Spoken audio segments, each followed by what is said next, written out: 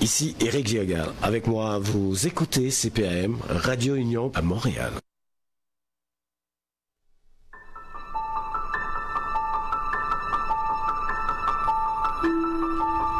Les enfants, le travail, les transports, on court, on se bouscule, on se salit, on s'insulte. Arrêtez tout. Le samedi vous fait grâce. Musique, littérature, sport, cinéma, analyse et commentaires, l'information sous toutes ses coutures, avec Jean-Ernest Pierre et son équipe, tout à meilleur goût le samedi. Grâce matinée, votre petit plaisir du week-end.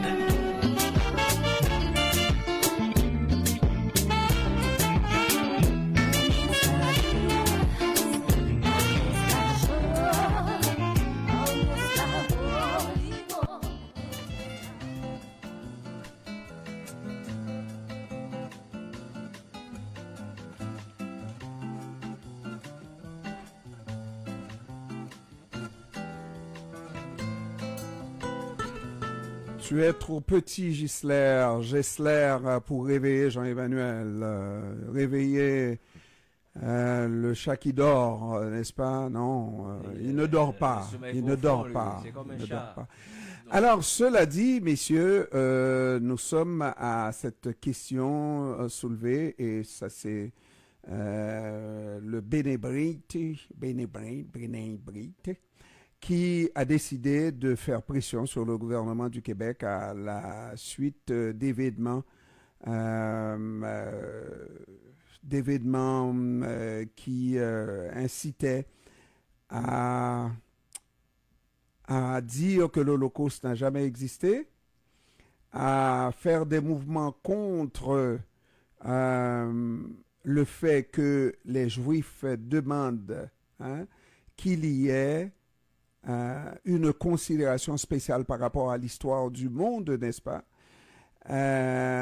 Et vous avez de plus en plus des gens qui ne croient pas que les Juifs méritent d'avoir cette attention-là, et même qui vont nier l'existence de l'Holocauste. Et le Bénébrite décide de faire pression pour qu'on enseigne l'Holocauste dans nos écoles. Moi, je trouve que c'est une initiative formidable, magnifique, parce que l'histoire du monde a été marquée par l'Holocauste, qu'on le veuille ou non. Mais il faudrait aussi, peut-être que du même souffle, que les Noirs, s'ils sont organisés, en profitent pour demander l'enseignement de l'histoire des Noirs aussi, dans nos écoles. Parce que c'est...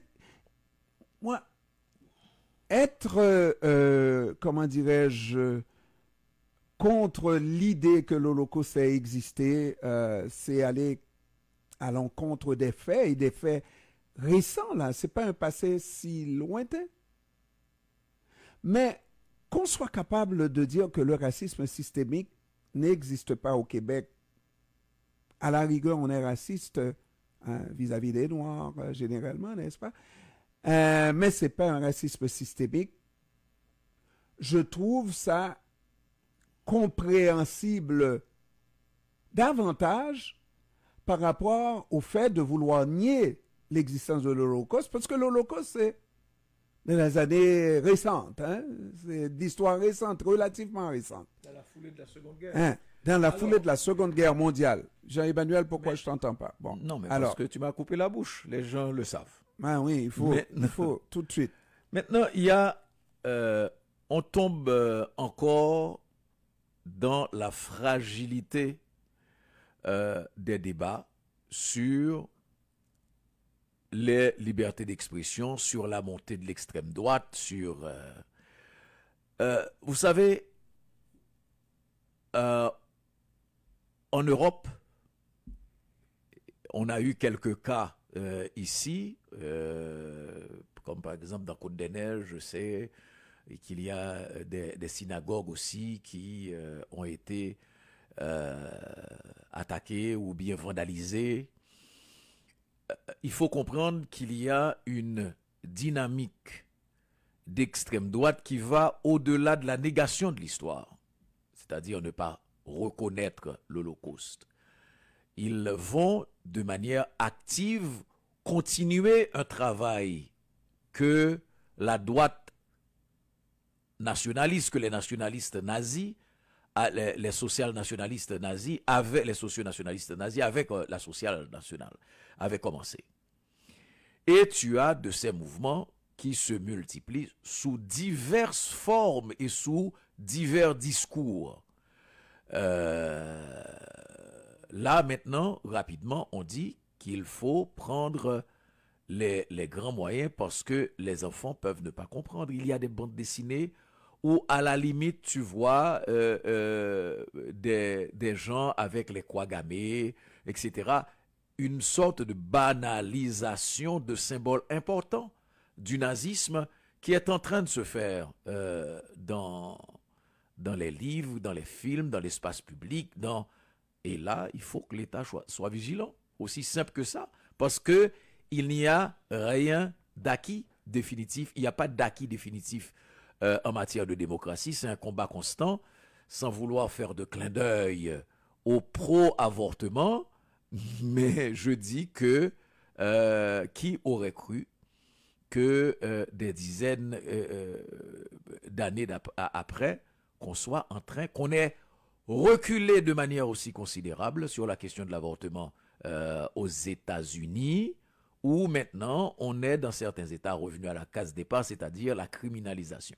Non. Donc moi je crois qu'il ne faut pas jouer avec certains discours et certains groupes, comme je pense que il faut se battre pour qu'il y ait la possibilité que des groupes s'expriment, etc., etc. Mais bon, comme je vous dis, ça c'est moi. Oui. Bon, moi je pense que j'ai 2 points à faire. D'abord, le premier, c'est que je vais dans le sens de Pierre-Emmanuel.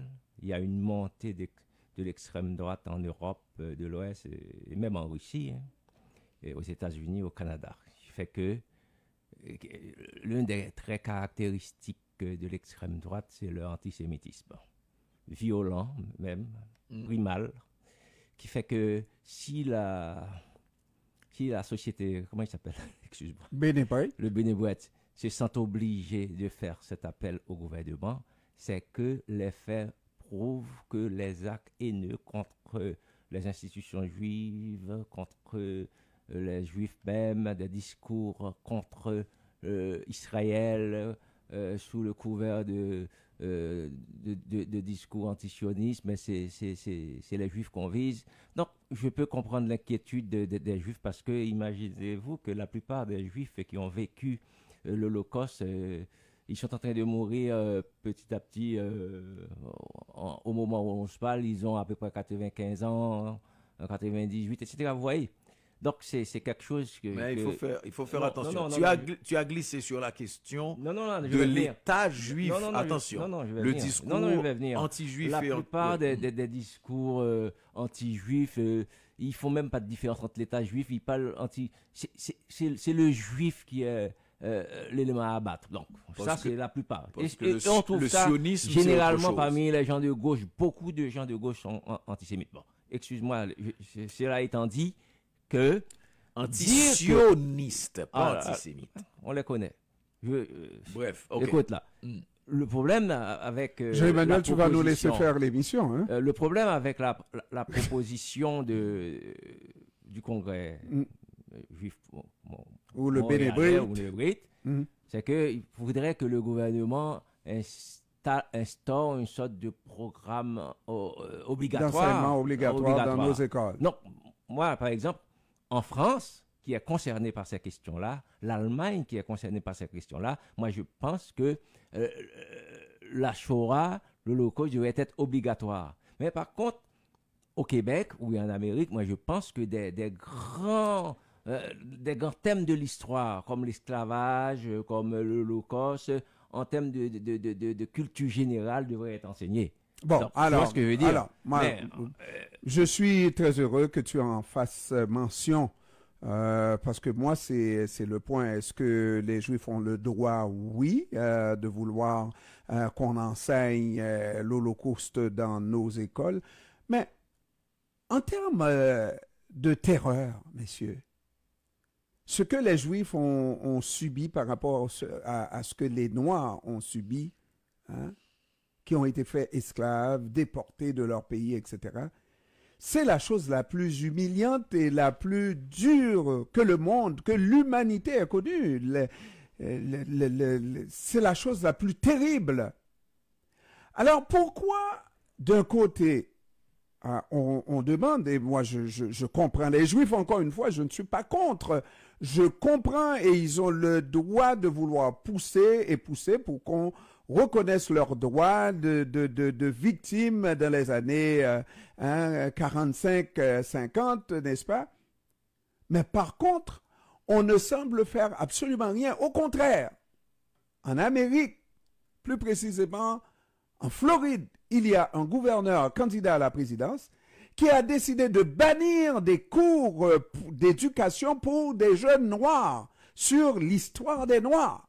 Et c'est un fils d'immigré.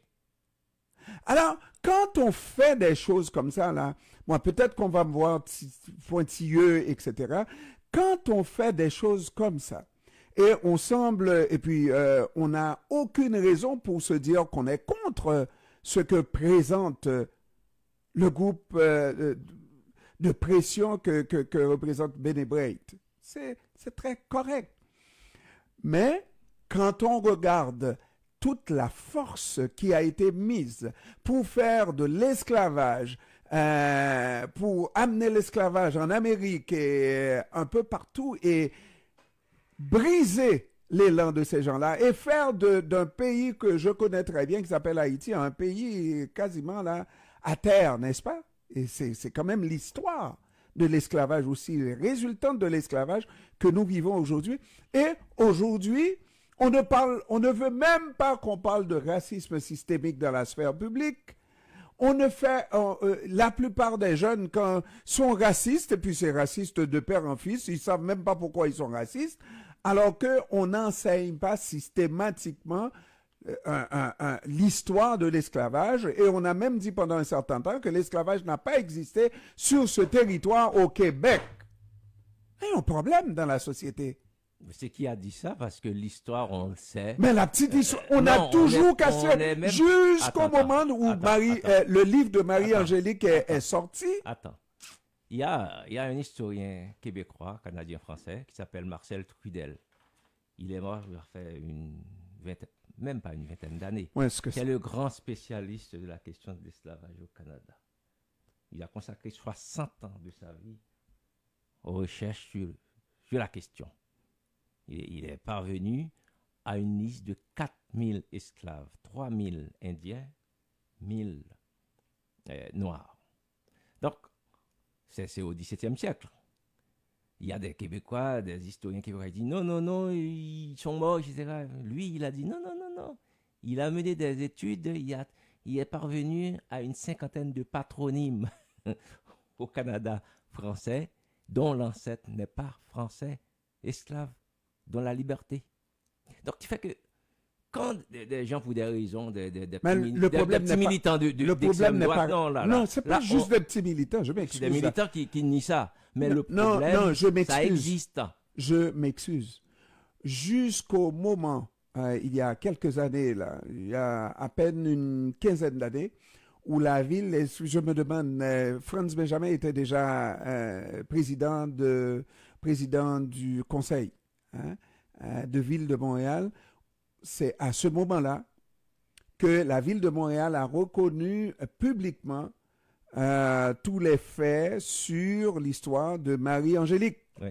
Okay, où on a établi une place publique pour Marie-Angélique qui était considérée comme celle qui avait mis le feu dans Montréal, etc., etc. Et on a réhabilité la mémoire de Marie-Angélique. Donc, il y a une histoire de l'esclavage avec laquelle on n'est pas à l'aise au Québec, et des historiens, je ne parle pas tous les historiens, mais des historiens ont essayé de cacher cette histoire-là soigneusement. Je vais te dire, excuse-moi, c'est une parenthèse que je vais vite refermer. Cette question-là, la question de l'esclavage au Canada français, je ne sais pas pourquoi chaque fois qu'on parle de l'esclavage, c'est les Antillais, les Haïtiens qu'on voit.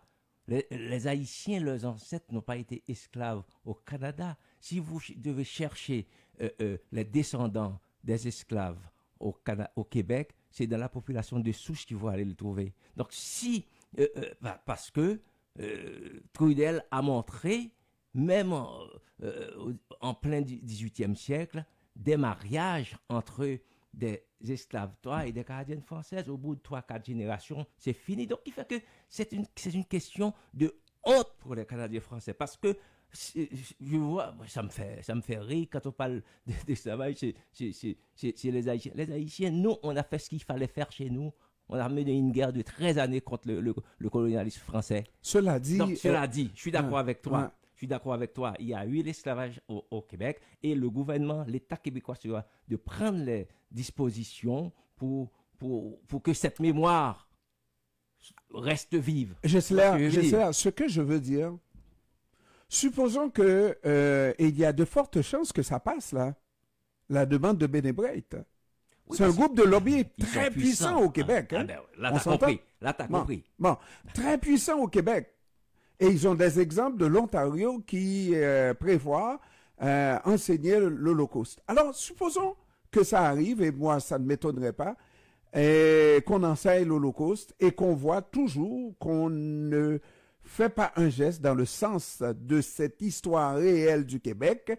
L'histoire réelle, c'est même, supposons même dans le pire des cas, que le Québec n'avait pas été une province esclavagiste, n'est-ce pas, qui avait jamais eu, mais qu'on enseigne cette histoire du monde à de jeunes Québécois pour les amener à comprendre ce que c'est que le racisme. Supposons que Bénébrite passe avec son programme et qu'on enseigne l'Holocauste, mais qu'on ne fait absolument rien et qu'on continue au contraire à dire que le racisme systémique n'existe pas au Québec. Moi, ça va me vexer. Littéralement, c'est pas parce que mes ancêtres ont été esclavisés, non. C'est humain, c'est humaniste. Mais c'est pour te dire que le personnage le plus important de l'histoire politique du Québec qui a des origines esclaves, sais-tu c'est qui? Celui Mathieu. Non, M. Duplessis, le premier ministre Duplessis. Non, Mathieu d'Acosta n'était pas esclave, il était venu ici comme traducteur. Main noire. Ça n'arrive, ok. Au bout de 3 générations, bon, fini. Donc là, c'est une question très profonde à laquelle les Canadiens français de souche doivent se poser parce que c'est leur histoire. Nous, on est arrivés il y a 30 ans, 40 ans. Nous, notre histoire, on l'a fait, on l'a assumée. Mais il faut qu'ils assument le pas. C'est pas vrai que ces gens, quand on parle de l'esclavage en Haïti, moi, mes ancêtres africains esclaves, ils n'ont pas été esclaves ici ni aux États-Unis, ils étaient en Haïti et on a fait ce qu'il fallait. Donc, il faut qu'ils aient le courage d'accepter la réalité. C'est leur propre histoire, leur propre réalité. La parenthèse est terminée. Alors, cela dit, même si on dit que c'est l'histoire québécoise, que eux vont... Qui nous intéresse aussi. Mais ça nous intéresse, mais on regarde le sens dans lequel on semble, avec le type de gouvernement qu'on a, les hommes de pouvoir qu'on a actuellement, on n'a plus l'évêque, n'est-ce pas, qui étaient très ouverts pour leur époque, très ouverts par rapport à ces gens venus d'ailleurs. Ici, on a un nationalisme vraiment aigu, où on va dans un seul sens et nous devons, à un moment donné, arrêter de croire que les Canadiens vont assumer leur part d'histoire et faire pression comme les Juifs, n'est-ce pas, pour qu'il y ait un enseignement également de l'histoire des Noirs. Oui. Ne pas nous contenter d'avoir un mois de l'histoire des Noirs et qu'on nous dise arrêtez de nous parler de racisme systémique. De racisme systémique dans la sphère publique. Ça n'a pas d'allure. Et tu regardes, moi c'est le dernier point que je fais dans cette question-là, tu regardes la tiédeur des Québécois, même par rapport aux Amérindiens. Pourquoi? Parce que c'est une blessure personnelle pour eux. Parce que il n'y a pas un Canadien français qui n'ait pas des racines amérindiennes. Donc, c'est-à-dire, quand tu abordes cette question avec eux, ils ont plus honte et puis ils veulent l'écarter. Donc, c'est-à-dire qu'il arrive un moment où le Québécois devait faire face à sa propre histoire. C'est pas vrai que c'est des petits Français à peine débarqués en Amérique. Non, il y a une histoire sur plus de 400 ans. Vous savez, l'histoire, le racisme a cette cette possibilité, cette capacité de boucher d'autres tares, d'autres problèmes qu'il y a à l'intérieur de la société, d'un groupe par rapport à un autre, etc. Et c'est pour ça que j'aime rappeler que le racisme est venu avec un moment de l'histoire, le racisme est venu avec l'esclavage. Quand on parle de racisme, on parle d'un groupe spécifique historiquement, d'un groupe qui n'a pas été considéré comme étant des êtres humains, mais comme du bétail, comme des bêtes. Et parce qu'avant l'esclavage, il y avait une race, et qui existe encore, c'est la race humaine, mais que certains vont présenter comme étant une race supérieure versus une race inférieure ou inexistante. Donc, il y a beaucoup de choses qui viennent. Par exemple, quand j'ai entendu quelqu'un comme le chef du Bloc québécois évoquer la question du racisme systémique qu'il faut faire sortir de l'espace public, j'ai pensé au fait que les Québécois, dans un certain sens, ce n'était pas du racisme, parce que je viens de souligner mais les Québécois étaient victimes du racisme par rapport au reste du Canada anglais, le rest of work. C'est-à-dire, jusqu'à présent, tout ce qui est évoqué par rapport à la question de la langue, par rapport à la crise identitaire, etc., c'est en lien aussi avec ça. Et la bêtise de dire retirer la question du racisme systémique de l'espace public, c'est mettre fin à des débats comme par exemple le fait que au sein du Canadien national, il n'y ait pas de francophones. C'est une forme de racisme, tu sais, qui ne portera pas le nom. Et c'est pour ça maintenant, par rapport à ces formes de racisme, on parle de racialisation, de communauté racisée, une série de nuances pour dire qu'en disant d'enlever ce débat du racisme systémique dans le débat public, il fait la bêtise de dire aussi arrêtons d'emmerder Air Canada sur une question de langue. Arrêtons d'emmerder les gens sur une question de compagnies canadiennes, mais qui n'ont absolument aucune représentation de la communauté francophone. Mais c'est toujours les torts. Moi, j'ajoute dans ton sens pour vous dire que s'il y a deux communautés au Canada, dans l'histoire du Canada, qui ont été victimes du racisme d'État anglo-saxon, comme tu l'as dit, c'est deux, les Amérindiens et les Canadiens français. Le racisme, il y a ces inventeurs. Les inventeurs, ils ont donné leur propre définition. La définition qu'ils ont donnée au XVIIIe siècle en Europe, c'est des gens qui se sont investis, dotés d'une intelligence supérieure par rapport à un autre groupe. C'est même pas une race, à un autre groupe. C'est-à-dire que tu vas voir en Europe, les premières victimes du racisme, comme ils l'ont entendu, c'est les Celtes. C'est-à-dire qu'il y a une hiérarchisation des races en Europe, au sommet desquelles c'est la race anglo-saxonne, germanique et scandinave. Les autres, les Espagnols, qu'on appelle les Celtiques, les Espagnols, les Italiens, les Français, c'était des gens inférieurs, les Irlandais. C'est pourquoi tu vas trouver un Premier ministre anglais au 19e siècle qui va dire que les Irlandais, c'est une tribu d'Afrique du Sud. Oui, mais donc, ça, c'est une autre histoire de la hiérarchisation, mais pas de racisme nécessaire. Non, c'était le racisme.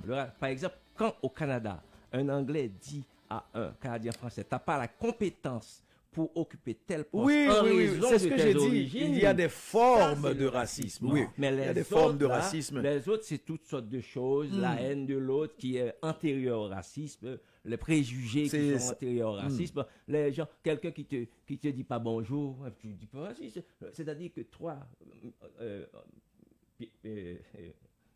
mon ami Pierre-Emmanuel, toi, tu viens d'Haïti. Tu as fait des études, tu as éprouvé ton intelligence, la matière grise est vivante.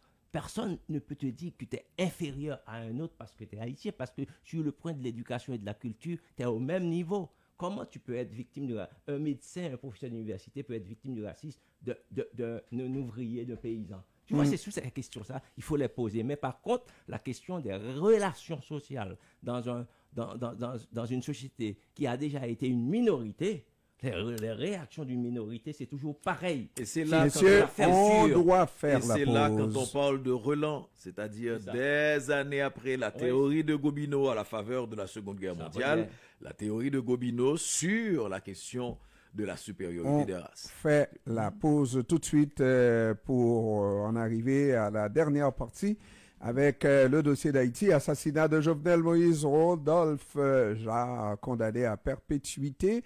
Et puis, il y a, je ne sais pas qui est l'ami de qui, là, l'ancien Premier ministre. Qui a été son ami parmi mes deux amis ici?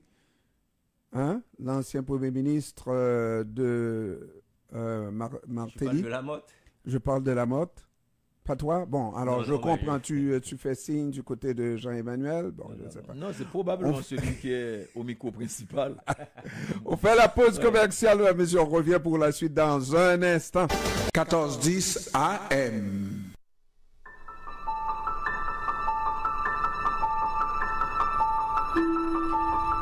Les enfants, le travail, les transports, on court, on se bouscule, on se salit, on s'insulte. Arrêtez tout. Le samedi vous fait grâce. Musique, littérature, sport, cinéma, analyse et commentaires, l'information sous toutes ses coutures, avec Jean-Ernest Pierre et son équipe, tout à meilleur goût le samedi. Grâce matinée, votre petit plaisir du week-end.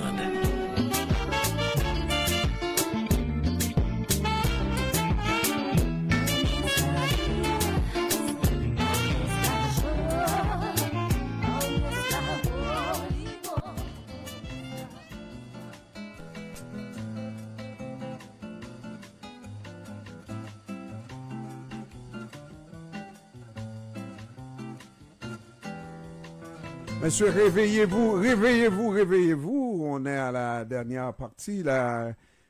T'as pas le droit de dormir, Jean-Emmanuel. Réveille-toi, Jean-Emmanuel. Non, ben, je dis pas à toi. Réveille-toi, toi qui dors. Il somnole. Somnole. Je sais pas, là. Qu'est-ce qui arrive, Jean-Emmanuel? Pourquoi mon micro est tout le temps fermé? Ah là là, oui. Pourquoi il ferme systématiquement mon micro? Parce que je ferme systématiquement tous les micros. Mais non, c'est la superstition. tu parles et Gessler parle. Comment il s'appelle déjà? Tu savais que j'allais le lui remettre. C'est comme ça, toi, comme tu m'as fait. Hein? Tac, tac. Comment il s'appelle? C'est un individu. Ah là là, non, Jean-Emmanuel, sérieusement, là, Oui. cette table-là, il y a, des fois, c'est le micro 3, des fois, c'est le micro 2, puis des fois, on ne sait pas. Alors, la meilleure façon, c'est d'allumer les deux, et puis comme ça, la paix. Foutez-moi la paix. Vous avez le micro qui est ouvert. Alors, messieurs, j'aimerais, là, vous taquiner un tout petit peu parce que quand même dans nos malheurs, il arrive de bonnes nouvelles. Les Américains ont pris leur temps, mais, hein?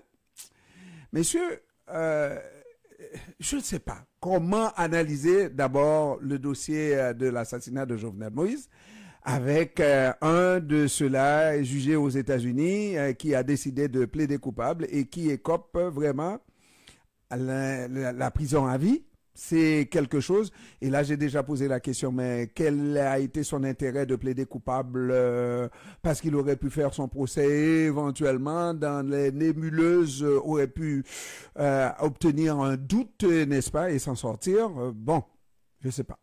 J'ai entendu l'avocat de ses représentants en Haïti qui met en doute la justice. Mais de quel droit tu mets en doute la justice américaine lorsque tu n'as pas une seule justice en Haïti? Et ce qu'on obtient là, qui est un début de justice pour Jovenel Moïse, on n'est pas certain d'obtenir le quart de ça en Haïti parce que le système n'existe littéralement pas. Et l'avocat qui a parlé, Jean-Emmanuel, probablement qu'il aurait obtenu quelques millions de dollars à remettre au juge, n'est-ce pas, pour permettre à M. Jarre de sortir de prison, ni vu ni connu. Hein? Alors, tout ça pour dire que les Américains nous ont peut-être couillonnés, mais c'est les Américains qui vont nous aider à avoir un minimum dans ce dossier d'assassinat de Jovenel Moïse. Bon, ce sont les Américains qui vont permettre d'enterrer peut-être aussi le dossier. Tu es d'accord avec la théorie de l'avocat? Ah, absolument. Ah, ok.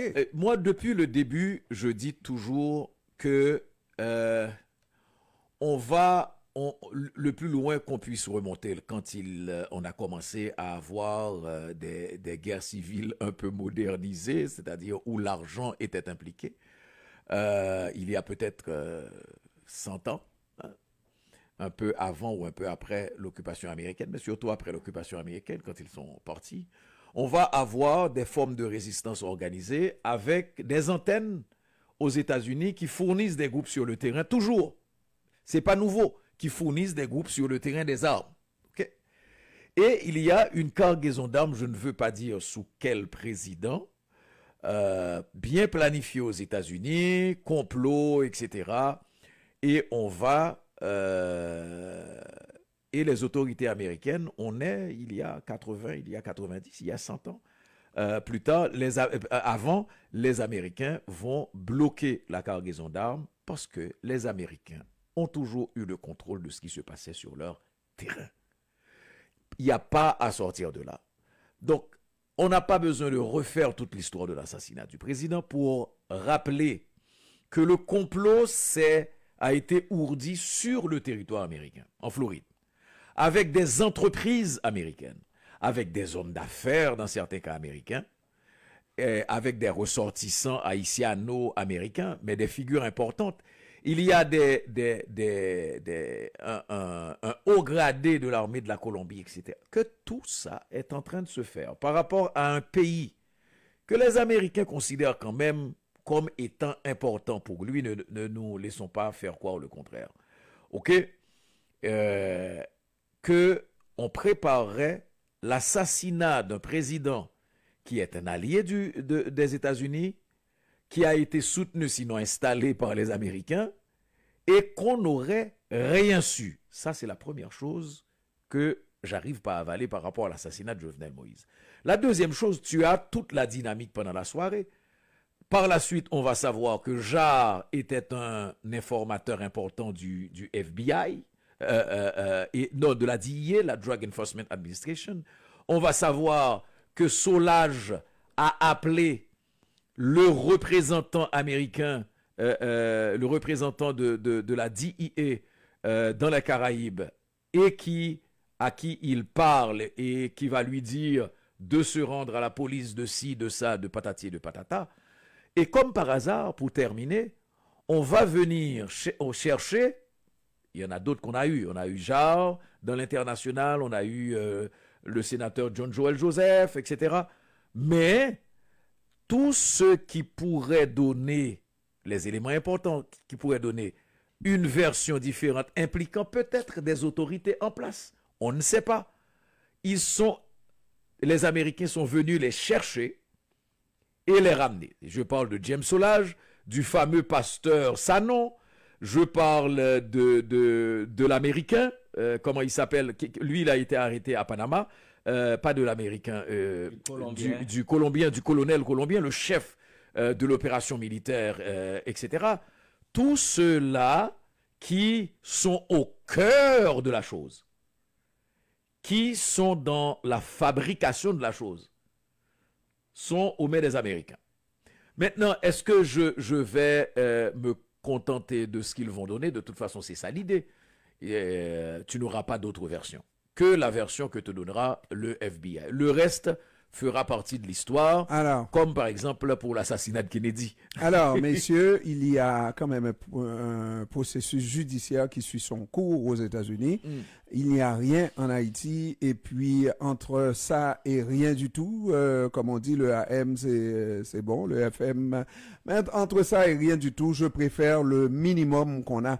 Et puis, je vous pose la question, messieurs, il faut réfléchir. Quand on dit, moi je ne vais pas rentrer béatement à dire que youpi, les Américains nous donnent justice pour Jovenel Moïse.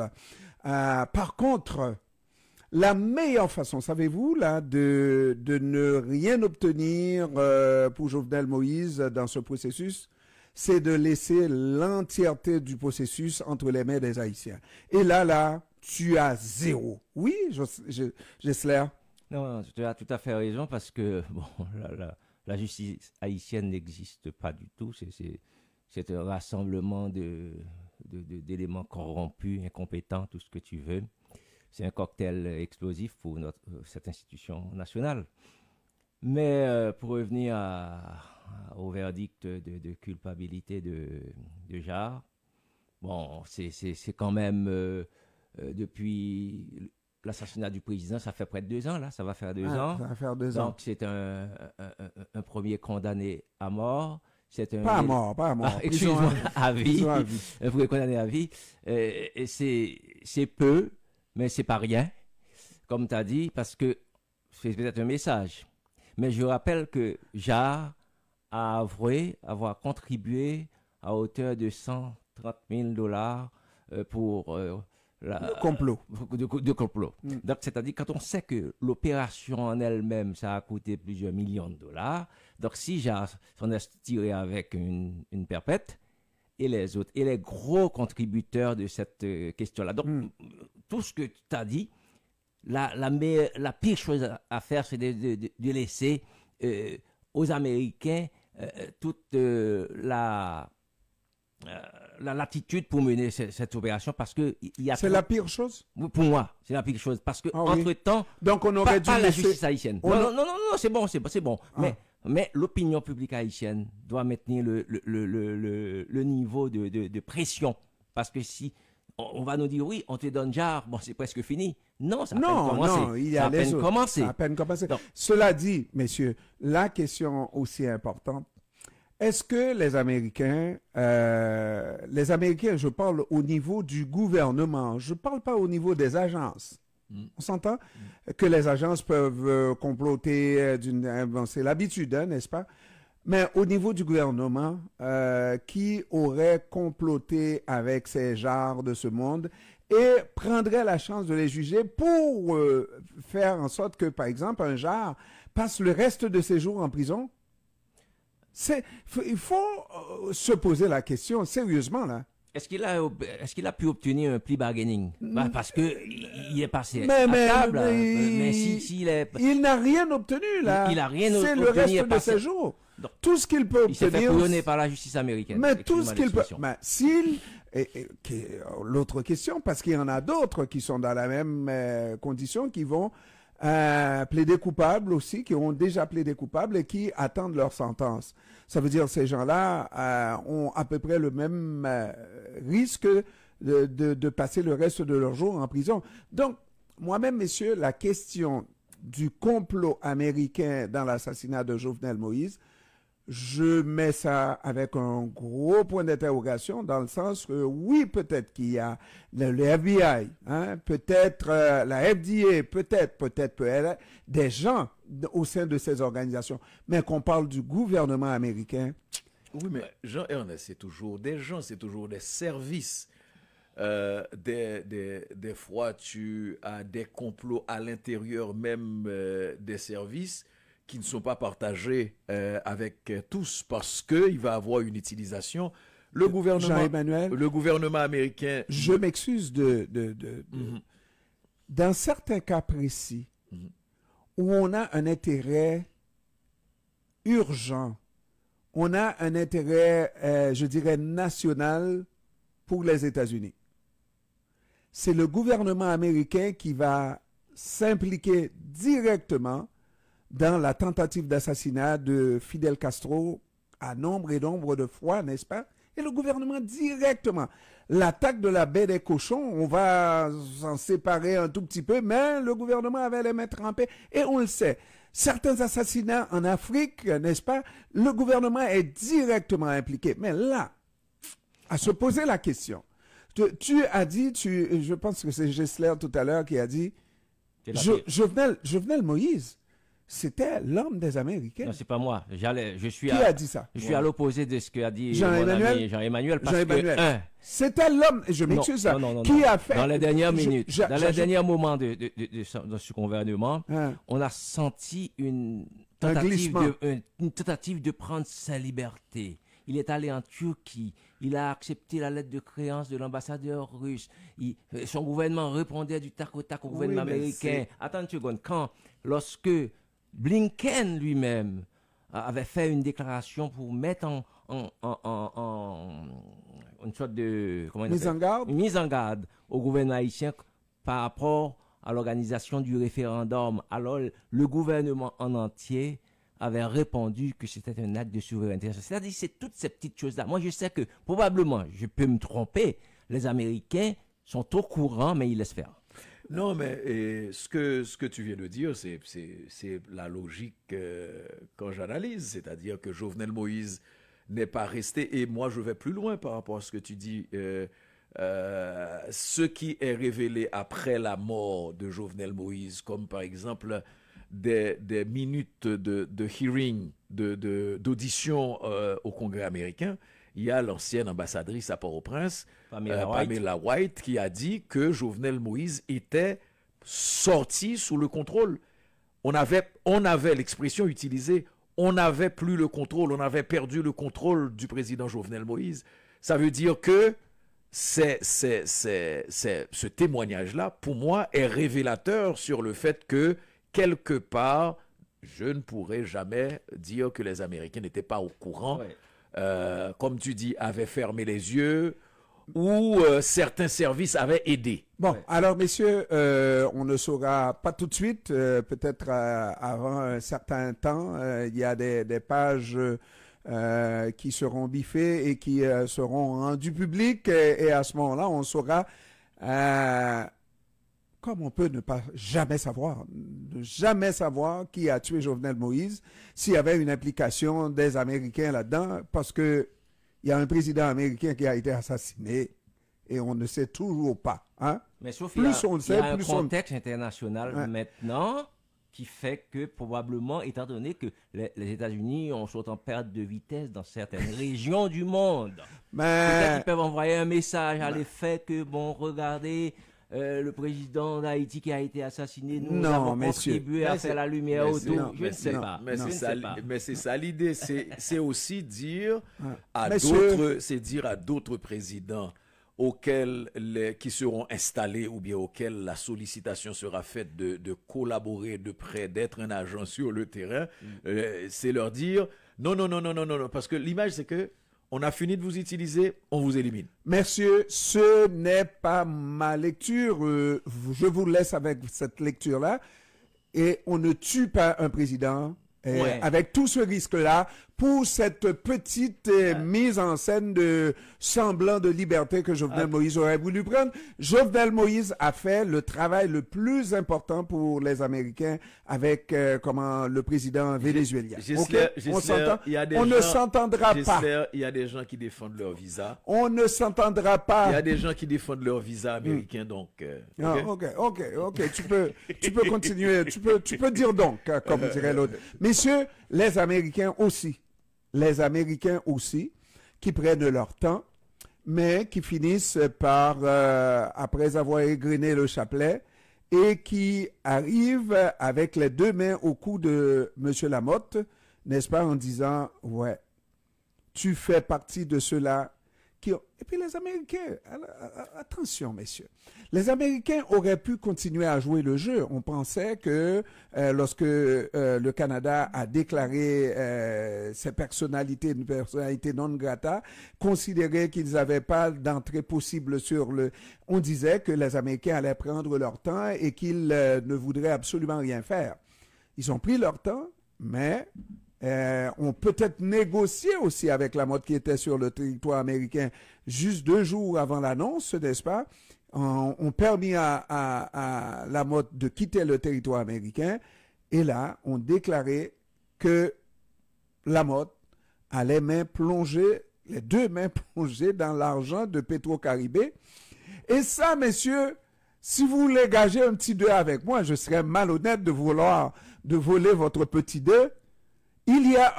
Après le Premier ministre, il y a un ancien président qui s'en vient sur la liste des Américains.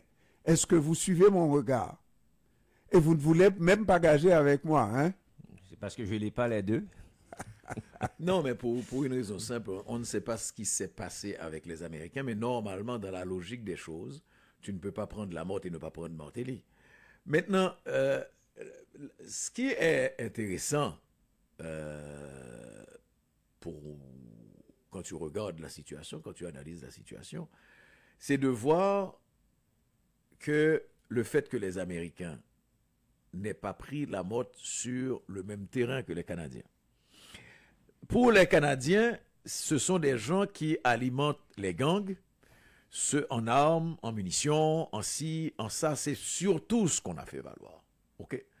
Et la morte est montée sur toutes les tribunes et a même engagé une attaque au niveau de la justice. A fait quand je dis une attaque, une plainte, une démarche au niveau de la justice canadienne. À laquelle on a mal paru. Ah, ok. Les documents qui ont été fournis, là. Non, mais c'est ça paye vraiment pas de mine. Oui. Et donc, la motte et la campagne, c'était trop menti par fond. Et donc, de tout repos, il n'y a pas eu de suite. Les gens continuent leur campagne électorale, etc. Jusqu'à ce que, là, le document du département d'État américain, au moins, ce qui est présenté, le communiqué par le document en tant que tel est au fait, mais le résumé, on évoque, le fait que, avec des chiffres, que la motte est détournée, OK, à des fins personnelles, 60 millions de dollars. Et le département d'État précise, documenté, on ne publie pas des informations comme ça si toutes les vérifications ne sont pas faites. C'est ce que dit le département. Et évoquant un acte, telle chose, où tu sais, les Américains fonctionnent sur la base de tel acte par rapport à telle autre chose, surtout par rapport à des citoyens étrangers. Mais c'est un devoir de la part du département d'État de publier le nom de l'individu parce que Gessler Jean-Gilles. En matière de corruption, c'est important pour le gouvernement américain. Gessler Jean-Gilles. Mais je sais où tu vas venir. Je te laisse aller parce que c'est ton émission. Bon, d'abord, c'est... Parce que tu as laisse-le terminer, laisse-le compléter. T'en aller. Oui, compléter la complicité des Américains aussi. Je pense que c'est un pas. Non, la complicité des Américains. Non, mais il s'en va dans Je dis la complicité. Il dit un pas dans la bonne... dans la bonne direction voilà. Par rapport à ce fonds Petro-Caribé voilà. Qui a été dilapidé sur presque 10 ans. Donc, c'est-à-dire que il a pris là, on peut dire, il a pris la main dans le sac. La culotte baisse. La main dans le sac. Là, c'est à lui de faire face à la justice. Mais moi, ce que j'attends aussi des Américains, parce que c'est l'équivalent de 1,8 milliard de dollars qui a été dilapidé sur près de 10 ans. Ça a commencé avec M. Préval, son gouvernement de Préval. Après, c'est Bellerive, son nom est cité là-dedans. Mais et même Privert, qui a eu une dernière tranche de 33 millions, etc. Donc, mais c'est sous le gouvernement de Martelly et de Lamotte que l'essentiel de l'argent a été dépensé. Donc, moi je pense que, tu te rappelles que un des chevaux de bataille de l'opposition à Jovenel, c'était la bataille pour la récupération des fonds de Petro-Caribé. Donc, coûte l'argent Petro-Caribé. Bon, maintenant, comme c'est des adversaires de Jovenel et de Lavalas et de tout qui est au pouvoir, moi je pense qu'actuellement, le gouvernement, même si c'est un gouvernement fantoche, il se doit de faire quelque chose à travers son ministre de la Justice pour relancer le procès Petro-Caribé. Et puis tout le monde... Non, mais, messieurs, on ne peut pas bâtir un système de justice comme ça du jour au lendemain.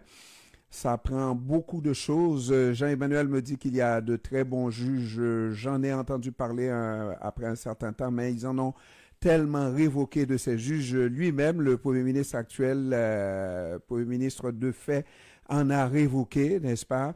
Dès qu'on ose regarder en direction du Premier ministre, il est comme rendu frileux et il renvoie un juge. Donc, dans le système de justice, au moment où on se parle, je ne pense pas qu'on soit en mesure de mener aucune procédure sérieuse et aussi vraiment importante en Haïti au moins.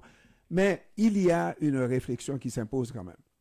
C'est vrai que je ne crois pas que les Américains veuillent que Haïti puisse, je ne sais pas là, retrouver sa stabilité politique, sociale, etc. Peut-être que ce n'est pas dans les intérêts des Américains.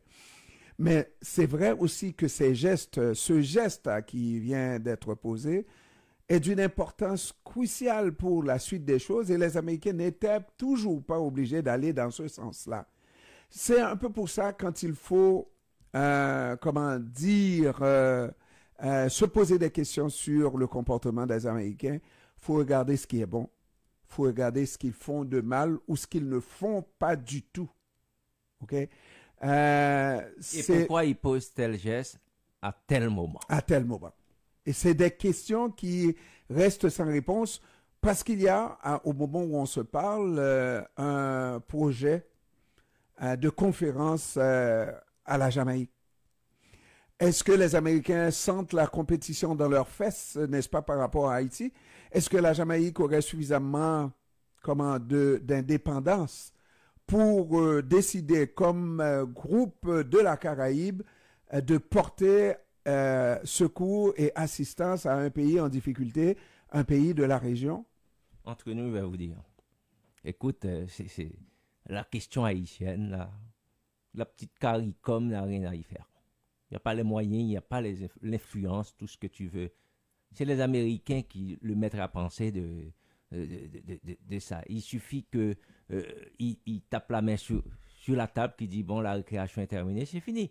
Mais pour l'instant, les Américains sont pris ailleurs avec des choses plus importantes.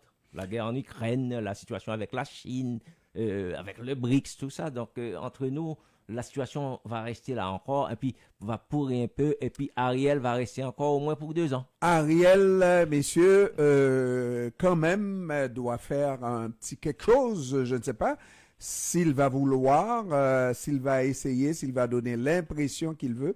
Mais pour l'instant, je pense que ce n'est plus une situation stable où il pouvait dire qu'il ne doit rien se passer dans le dossier de Petro-Caribé, qu'il ne doit rien se passer dans le dossier de l'assassinat de Jovenel Moïse. Non, parce que les Américains ont décidé, peut-être qu'ils n'ont même pas demandé à Ariel son opinion, n'est-ce pas? Mais ils ont décidé d'y aller et de laisser la patate chaude dans les mains du pouvoir haïtien de Ariel Henry. Merci Jean-Emmanuel Pierre. Merci Jean-Ernest Pierre. Merci, comment il s'appelle déjà? Comment il s'appelle? Jocelyn. Je l'aime. Monsieur, comment ça va? Ça va. Merci à Jess Pierre. Merci aussi à Corny et Madame Hébert. Oui, elle était là avec nous. Merci, mesdames, messieurs. On va vous laisser en compagnie de Yvon le Chéri pour de la belle musique, belle émission. Au revoir. À la prochaine. Dis pas